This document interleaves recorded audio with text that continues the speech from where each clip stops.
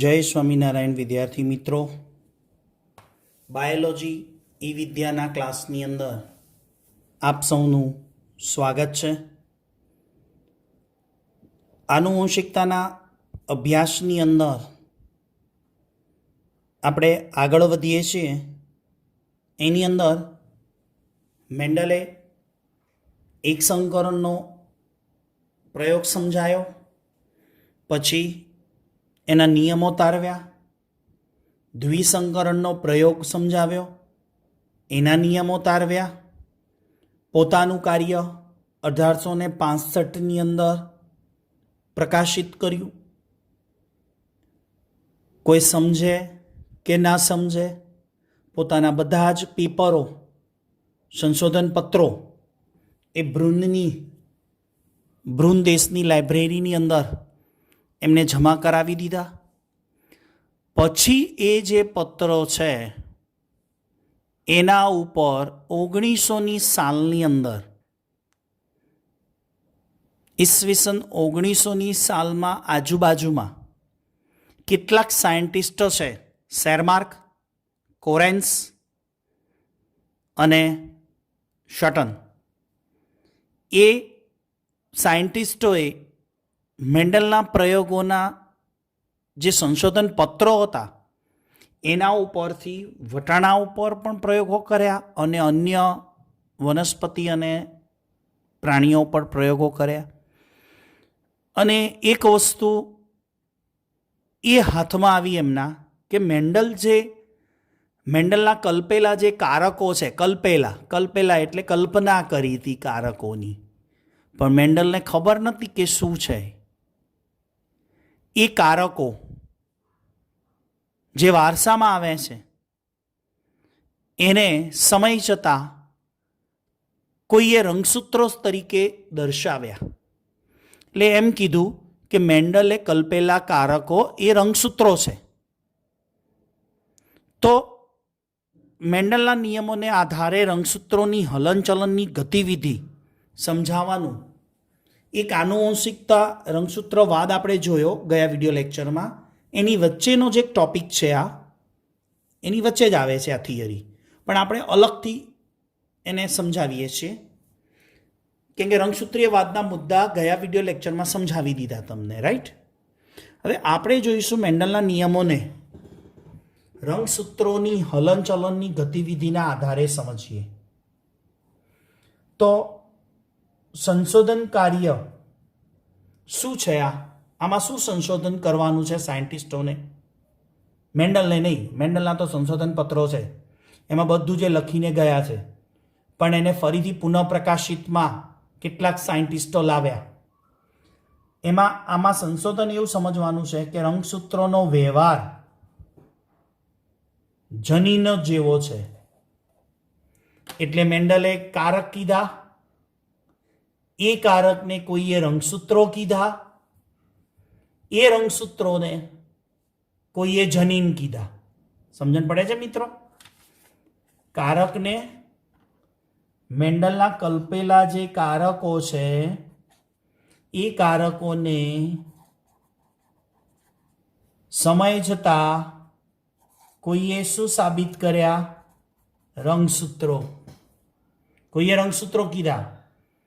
હજુ આગળ વધીને થોડો સમય ગયો કે રંગસૂત્રોનો અભ્યાસ કર્યો તો કોઈએ શું કીધા? જનીનો. તો મેન્ડલના કલ્પેલા કારકો કોઈએ રંગસૂત્ર કીધા, કોઈએ જનીનો કીધા. હવે એ બધો સ્ટડી આપણે કરવાનો છે. સંશોધન કરનાર કોણ હતા? વાલ્ટર સટન. બે સાયન્ટિસ્ટના નામ યાદ રાખજો. એક સાયન્ટિસ્ટ છે કે રંગસૂત્રોનો વ્યવહાર જનીનો જેવો છે એવું સાબિત કરનાર કોણ હતા? વાલ્ટર સટન અને થિયોડર બોવેરી. એટલે આમ જોડીનું નામ શું બને છે? સટન અને બોવેરી. બે નામ યાદ રાખજો, નીટમાં પૂછાય કે રંગસૂત્રોનો વ્યવહાર જનીન જેવો છે એવું સંશોધન કરનાર સટન અને બોવેરી. આ બંને સાયન્ટિસ્ટોએ મેન્ડલના નિયમોને રંગસૂત્રોની હલનચલનની ગતિવિધિ દ્વારા સમજાવ્યા. આપણે એમ બોલતા હતા ને કે ઊંચાઈનો જનીન એટલે કે ઊંચાઈનું કારક અને નીચાઈનું કારક જન્યુઓ બને ત્યારે એક કારક એક જન્યુમાં જાય, બીજું કારક બીજા જન્યુમાં જાય. આપણે શીખતા હતા ને કેપિટલ ટી સ્મોલ ટી. આને શું કહેતા આપણે? કારકો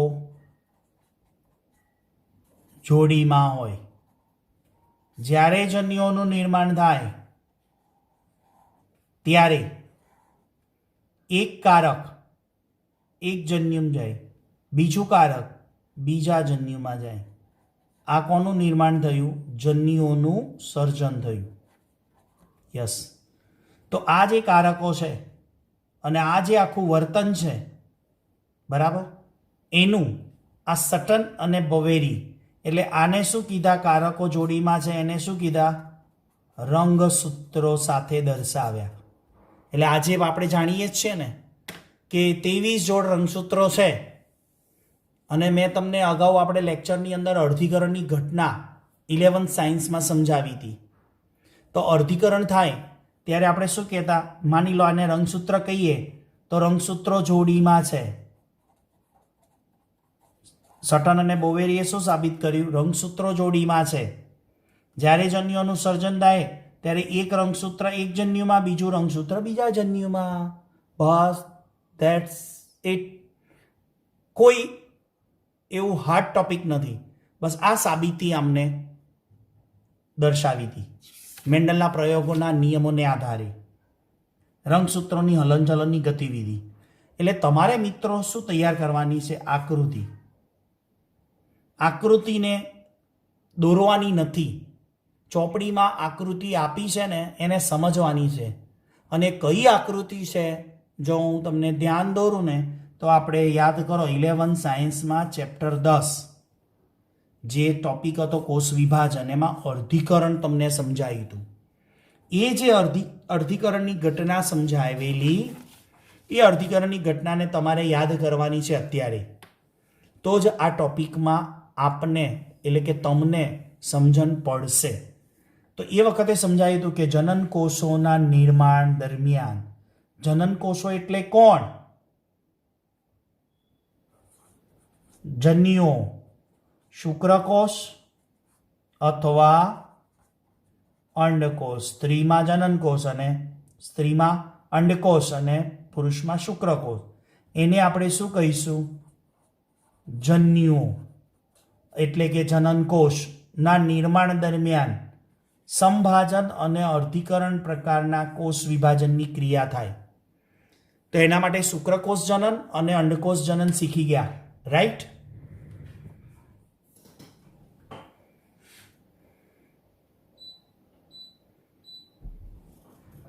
આપણે શું શીખી ગયા? શુક્રકોષ અને અંડકોષ જનન. એ શુક્રકોષ અને અંડકોષ જનનની અંદર આપણે ગુણન થતું હતું એ સંભાજનથી થતું. જ્યારે ગુણન તબક્કાથી આગળ વધીને વૃદ્ધિ તબક્કા અને પરિપક્વન તબક્કામાં આવતા હતા ત્યારે કઈ ઘટના થતી હતી? અર્ધીકરણની. તો એ અર્ધીકરણ અને સંભાજન પ્રકારના કોષ વિભાજનની પ્રક્રિયામાં રંગસૂત્રોના વર્તનની વાતો કરવાની છે. અહીંયા એના વર્તનને ધ્યાનમાં રાખીને મેન્ડલની સમજૂતી સમજી શકાય. મેન્ડલની નિયમોની સમજૂતી સમજવી હોય ને તો આપણે કોષ વિભાજનની ઘટના, એમાં અર્ધીકરણ અને અર્ધીકરણ દરમિયાન જે રંગસૂત્રો છૂટા પડે છે એની હિલચાલ સમજવી પડે. એ કઈ રીતે તમને યાદ કરાવું? તો યાદ કરો. કઈ ઘટના? અર્ધીકરણ. યાદ આવ્યું? યસ. અર્ધીકરણની પહેલા તબક્કામાં કઈ પૂર્વાવસ્થા? પૂર્વાવસ્થા 1. પૂર્વાવસ્થા 1ની કેટલી ઉપઅવસ્થાઓ? 5 ઉપઅવસ્થાઓ. 5 ઉપઅવસ્થાઓમાં કઈ 5 ઉપઅવસ્થાઓ? લિપ્ટોટીન, ઝાયગોટીન, પેક્ટીન, ડિપ્લોટીન અને ડાયકાઇનેસિસ. શું નામ આપ્યું હતું? લી ઝા પી ડી ડા. કઈ કઈ? લીઝા પેડીડા. લિપ્ટોટીન, ઝાયગોટીન, પેક્ટીન, ડિપ્લોટીન ને ડાયકાઇનેસિસ શીખ્યા હતા કે નહીં? યસ. એની અંદર તમને શું શીખવાડેલું કે રંગસૂત્રોનું વિશ્લેષણ. કઈ કઈ રચના? સ્વસ્તિક ચોકડી. શું બને? સ્વસ્તિક ચોકડીઓ બને. યાદ આવ્યું? યસ. સાથે શું થાય? વ્યતિસંકરણ, ક્રોસિંગ ઓવર. તો એમાં પછી ભાજના અવસ્થા 1 અને ભાજનોત્તરા 1. આ હું જે લખ્યું છે ને એ એકચ્યુઅલી આખું ચોપડીમાં તમને આકૃતિ દ્વારા સમજાયું છે.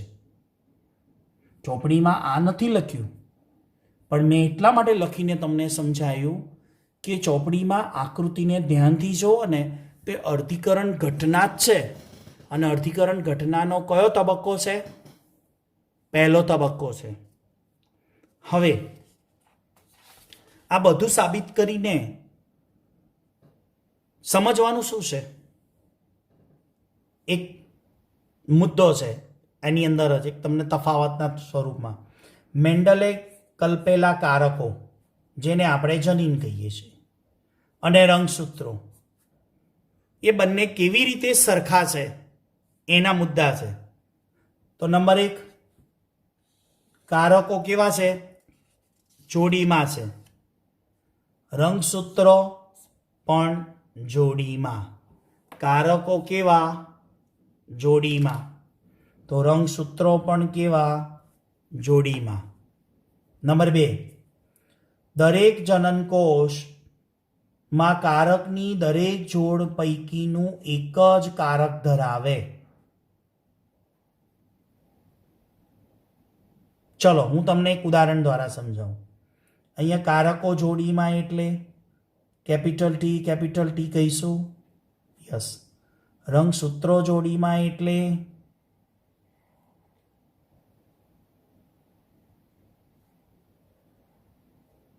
આ જોડીમાં થાય. દરેક જનનકોષનું નિર્માણ થાય ત્યારે કારકની દરેક જોડ પૈકીનું એક જ કારક ધરાવે. એટલે જન્યુઓનું નિર્માણ થાય ત્યારે શું થાય? એક કારક એક જન્યુમાં, બીજો કારક બીજા જન્યુમાં. એવી રીતે રંગસૂત્રોમાં પણ થાય. એક રંગસૂત્ર એક જનનકોષમાં, બીજું રંગસૂત્ર બીજા જનનકોષમાં. બસ વસ્તુ તો એ જ છે, તફાવત નથી. કે જનીનો અને રંગસૂત્ર કેવી રીતે કામ કરે છે, તો બધું સરખાપણું છે. અહીંયા એક કારક જોડના વિશ્લેષણથી અન્ય કારકના જોડનું વિશ્લેષણ કેવું હોય? સ્વતંત્ર. જે આપણે ગયા વિડીયો લેક્ચરમાં દ્વિસંકરણ પ્રયોગમાં શીખી ગયા. એક કારકની જોડના વિશ્લેષણ અન્ય કારકની જોડના વિશ્લેષણથી કેવું હોય? સ્વતંત્ર. ગોળ સાથે પીળાનો જનીન પણ આવે અને ગોળ સાથે લીલાનો પણ જનીન આવે, એટલે ગોપી પણ બને અને ગોલી બીજ પણ બને. એવી રીતે ખરબચડા પીળા ખપી પણ બને અને ખરબચડા લીલા પણ બને, જે આ સમજાવે છે. બરાબર. એવી રીતે અહીંયા એક રંગસૂત્રની જોડનું વિશ્લેષણ અન્ય રંગસૂત્રની જોડના વિશ્લેષણથી કેવું હોય? જુદું હોય. 11મી નંબરના જોડનું રંગસૂત્ર છૂટું પડે. આપણે મનુષ્યમાં કેટલા રંગસૂત્રો લઈએ? 23 જોડ. સમજવા માટે આપણે એક ઉદાહરણ આપું. 23 જોડ રંગસૂત્રો છે, તો 11મી જોડનું વિશ્લેષણ 22મી જોડના વિશ્લેષણથી કેવું હોય? સ્વતંત્ર હોય. તો આ સરખાપણું છે. તફાવત નથી, આ સરખાપણું બતાવ્યું છે કે રંગસૂત્રો અને મેન્ડેલે કલ્પેલા કારકો વચ્ચે સામ્યતા બતાવી. એટલે કે મેન્ડલે કલ્પેલા કારકો રંગસૂત્રો છે એવું સટન અને બોવેરીનું કહેવું છે. આગળ જનીનની જેમ જ રંગસૂત્રો પણ જોડમાં હોય. યસ, એક જનીનની જોડના બંને કારક સમજાત રંગસૂત્રો પર સમજાત સ્થાન ઉપર આવેલા હોય. આગળ જતા ખબર પડશે. એક જનીનની જોડના બંને કારક સમજાત રંગસૂત્રના સમજાત સ્થાન ઉપર આવેલા હોય.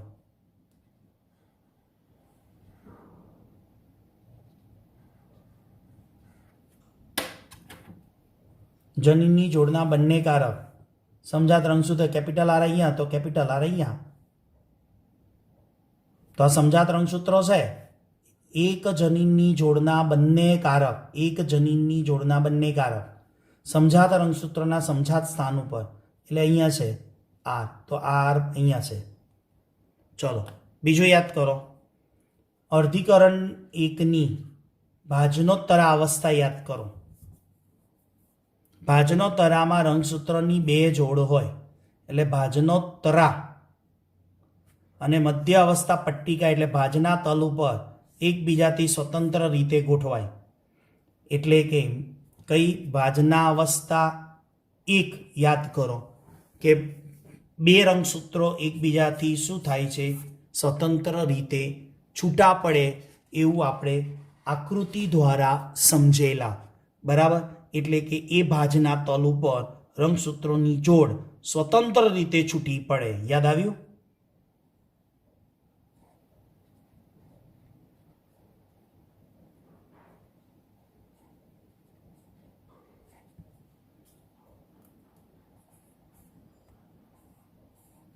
આ ભાજના તલ, આ રિમાઇન્ડર યાદ કરાવ્યું. આમ સટન અને બોવેરીનો તર્ક શું હતો? તર્ક, લોજિક સાબિત શું કરવું હતું કે અર્ધીકરણ દરમિયાન રંગસૂત્રોની જોડ બનવી અને રંગસૂત્રની જોડનું છૂટું પડવું એ જે તે રંગસૂત્રો પર રહેલા કારકોના વિશ્લેષણનું કારણ છે.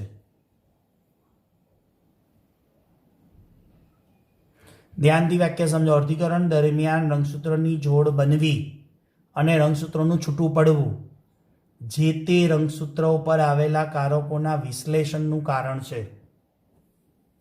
ના ખ્યાલ આવ્યો? અહીંયા મેં સમજ આપી છે. રંગસૂત્રો છૂટા પડે તો તેના ઉપર રહેલા જનીનો પણ છૂટા પડે. જો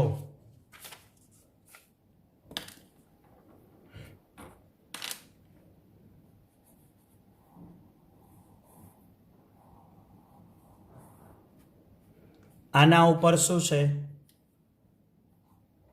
કેપિટલ આર, આ સ્મોલ આર.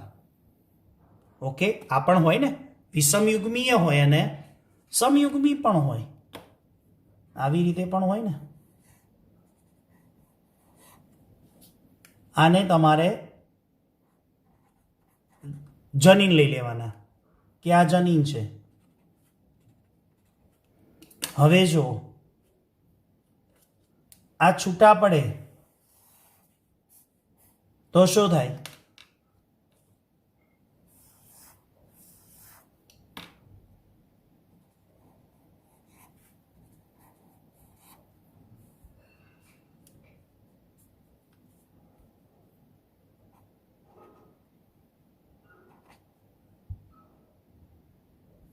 એમ સમજવાનું, રંગસૂત્રો છૂટા પડે,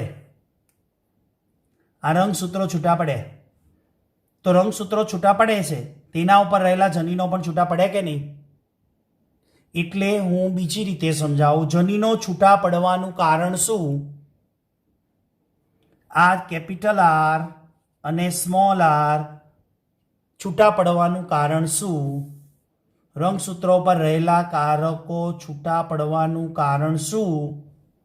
તો રંગસૂત્રોનું છૂટા પડવું.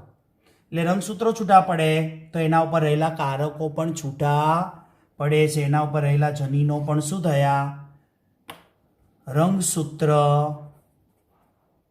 વિશ્લેષણ થાય એટલે કે છૂટા પડે તો જનીનો પણ છૂટા પડે. અને જનીનો છૂટા પડે તો ઘણા બધા આપણને સ્વરૂપ પ્રકારના પરિણામો મળે. ગોળ સાથે લીલા પણ મળે, ખરબચડા સાથે પીળા મળવાનું કારણ આ જ છે. તો સટન દ્વારા રંગસૂત્રના વિશ્લેષણને મેન્ડલના સિદ્ધાંતો સાથે જોડ્યા અને આનુવંશિકતાનો રંગસૂત્રીયવાદ, જે આપણે અગાઉ સમજાયો તો એના વચ્ચેનો ટોપિક છે, એ આનુવંશિકતાનો રંગસૂત્રીયવાદ એમને એકદમ ક્લિયર સમજ આપી. તો અહીંયા મને પણ એવું લાગે છે કે મેં તમને સટન અને બોવેરીની જે રંગસૂત્રો, જે મેન્ડલના કલ્પેલા કારકો એ રંગસૂત્રો તરીકે છે, એનું વર્તન રંગસૂત્રો જેવું છે એવું સટન અને બોવેરીએ સમજાવ્યું. એ મેં તમને સમજાવવાનો પ્રયત્ન કર્યો છે. તમે કેવું સમજો છો વિડીયો જોઈને?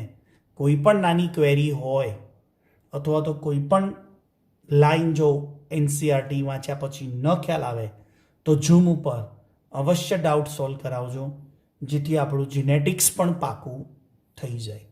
તો આવતા વિડીયો લેક્ચર સુધી સૌ વિદ્યાર્થી મિત્રોને જય સ્વામિનારાયણ.